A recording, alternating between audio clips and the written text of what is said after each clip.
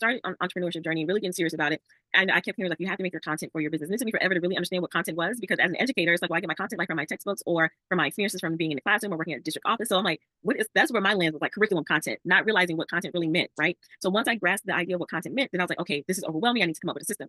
I came up with a system on how I generate content and get a lot of content out. But then I realized that I was so busy doing the content piece that I forgot the other side of business, which means to make sales and generate income and make money and offer your services and deliverables for people, right? Help people, serve people, get money, right? You have to make sales in business.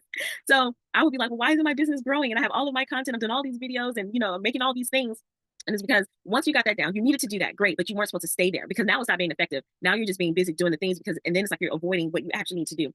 Now, in my defense, it wasn't like, it was kind of like, if you do all those things, the people will come to you, they will find you and things like that. But that's not always true. There are things where, like I said, there are times where you have to go forth and go get, opportunities, right? Because when they say opportunities pass you by, it's like one thing I think of is kind of like, if you've seen those Asian restaurants where it's a conveyor belt of food and you get to pick it up off the tray, it's going to pass you by, but it's not going to slide itself into your tray. You have to literally go and pick it up. So when opportunities are coming, yeah, God send them all. But if you don't grab one, okay, but anyway, so that's kind of the approach I was taking. And then it was like, well, chick, you need to set up time to generate sales in your business every single day.